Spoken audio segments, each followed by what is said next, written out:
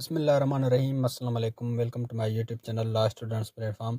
इस वीडियो में हम पढ़ेंगे where time is not specified will it be void और वर्डेबल और नॉट वर्डेबल। अब जिस कॉन्ट्रैक्ट में टाइम स्पेसिफाई नहीं किया गया तो क्या वो कॉन्ट्रैक्ट वर्ड होगा या वर्डेबल होगा या वैलिड होगा, इस वीडियो में हम समझते हैं। सेक्शन 55 ऑफ कॉन्ट्रैक्ट एक्ट कहता है failure to perform at fixed time in a contract in which time is essential. अगर कोई भी बंदा कॉन्ट्रैक्ट फिक्स्ड टाइम पर परफॉर्म नहीं कर सकता, एक कॉन्ट्रैक्ट बनाया गया जहां पर एक टाइम फिक्स रखा गया, इस टाइम पर आपको ये कॉन्ट्रैक्ट फुलफिल करना है। उस टाइम पर अगर वो बंदा कॉन्ट्रैक्ट को फुलफिल नहीं कर सकता, फेल हो जाता और वहां पर जो टाइम है वो असेंशियल हो, तो वो कॉन्ट्रैक्ट वर्डेबल होगा। लेकिन अगर उस कॉन्ट्रैक्ट में टाइम असेंशियल नहीं हो, वहां पर एग्रीवेड पार्टी है वो सिर्फ कंपनसेशन क्लेम कर सकती है।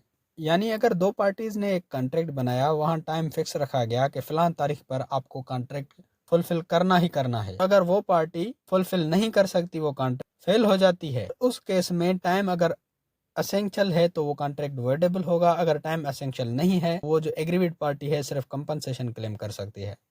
In contract law, the absence of a specific time for the performance in contract does not necessarily make the contract void. Contract that lack specific time for the performance are typically considered valid. Contract law में contract को perform करने में अगर specified time absence है या time mention नहीं किया गया, तो वो कॉन्ट्रैक्ट को वर्ड नहीं बनाता, वो कॉन्ट्रैक्ट वैलिड ही होता है। जैसे कि हमने इंट्रोडक्शन ऑफ कॉन्ट्रैक्ट एक्ट वाले वीडियो में पढ़ा था, कॉन्ट्रैक्ट वैलिड कब बनता है। उसके जो एलिमेंट्स थे वो थे कि एग्रीमेंट होना चाहिए, जो पार्टीज हैं वो कॉम्पिटेंट होनी चाहिए, उन पार्टीज की वहां पर फ्री कंसेंट शामिल होनी चाहिए, और उनका जो कंसीडरेशन है लॉफुल कंसीडरेशन होनी चाहिए, लॉफुल ऑब्जेक्ट होना चाहिए, और कॉन्ट्रैक्ट वर्ड डिक्लेयर नहीं होना चाहिए बाय लॉ। ये एसेंशियल एलिमेंट्स हैं कॉन्ट्रैक्ट के वैलिड होने पर। यहाँ पर कहीं पर भी टाइम को मेंशन नहीं किया गया। अगर टाइम होता है तो कॉन्ट्रैक्ट वैलिड होगा या नहीं वैलिड होगा। फर्स्ट में कहता है valid contract. Generally A contract is considered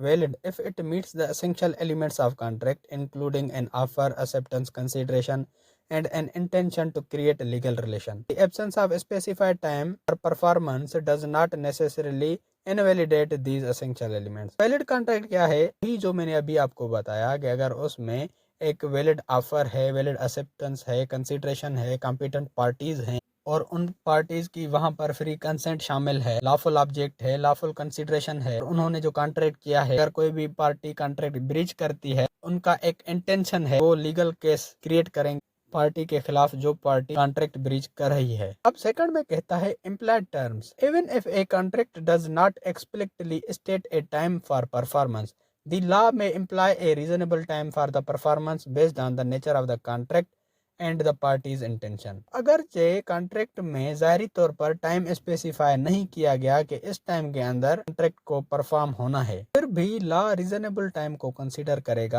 contract की नेचर और पार्टीज का इंटेंशन देखते हुए इस रीजनेबल टाइम के अंदर ये कॉन्ट्रैक्ट परफॉर्म होना चाहिए। अब फॉर एग्जांपल, अगर एक बंदा आपके किचन को रिनोवेट करने का कॉन्ट्रैक्ट करता है, अब यहाँ पर भले ही टाइम स्पेसिफाई ना हो, इस टाइम में इस किचन को रिनोवेट करना है, फिर भी जब कोर्ट फैसला देगी तो रीजनेबल टाइम कंसीडर करेगी। अगर किचन का काम चलता है रिनोवेट करने में तो कम से कम 15 दिन लग सकते हैं, ज्यादा से ज्यादा 1 महीना, ये एक रीजनेबल टाइम है। ही यहाँ पर टाइम स्पेसिफाई नहीं किया गया, भी ये चीज इम्प्लाइड है, इस बंदे को 15 या 20 दिन के अंदर ये काम फिनिश करना है, जो कि रीजनेबल टाइम है। जिस रीजनेबल टाइम में दूसरे जो मिस्त्री हैं वो किचन को रिनोवेट करते हैं, वो रीजनेबल टाइम देखा जाए।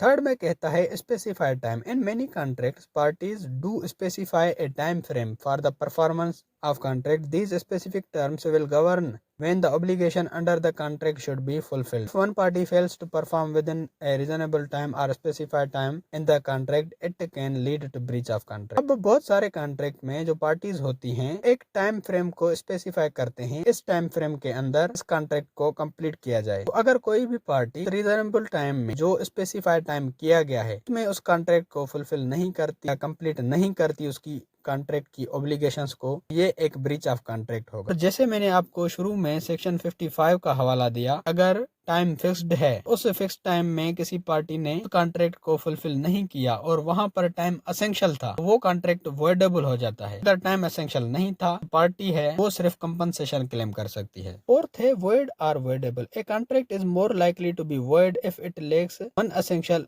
elements of the valid contract, such as a genuine offer and acceptance. However, the absence of a specific time frame alone usually does not render a contract void. It may make the contract more challenging to enforce or lead to disputes over timing. It does not automatically invalidate the entire contract.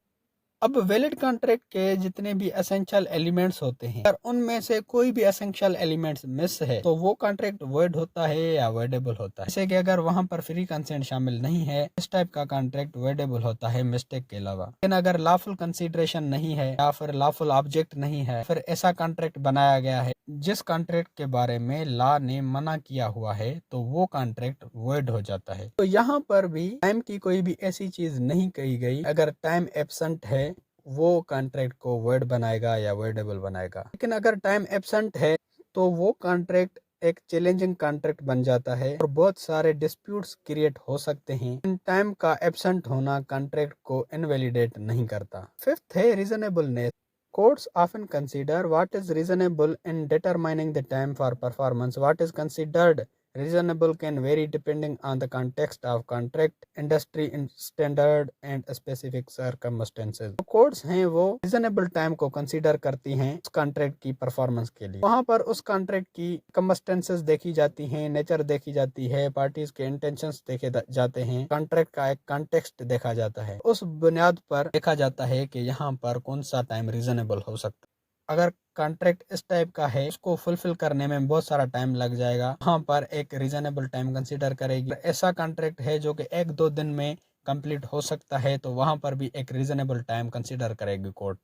तो दोस्तों ये था हमारा आज का topic. उम्मीद है कि आपका कॉन्सेप्ट क्लियर हो गया होगा। अगर आपको कॉन्ट्रैक्ट एक्ट के दूसरे वीडियोस देखने हैं तो आप मेरे चैनल की प्लेलिस्ट विजिट कर सकते हैं कॉन्ट्रैक्ट एक्ट 1872 के नाम से। अगर आपको कॉन्ट्रैक्ट एक्ट के नोट्स चाहिए तो डिस्क्रिप्शन में दी गई लिंक पे क्लिक करके आप कॉन्ट्रैक्ट एक्ट के नोट्स भी डाउनलोड कर सकते हो। और ये वीडियो आप कौन से सिटी से देख रहे हो कमेंट्स में ज़रूर बताएं। अगर आपको लॉ के रिगार्डिंग किसी भी टॉपिक की वीडियो चाहिए तो वो टॉपिक लिख के साथ में LSP लिख के सर्च करेंगे तो आपको सबसे पहले मेरी वीडियोस मिल जाएंगी, जिससे आप अपना इजीली कॉन्सेप्ट क्लियर कर सकते हैं।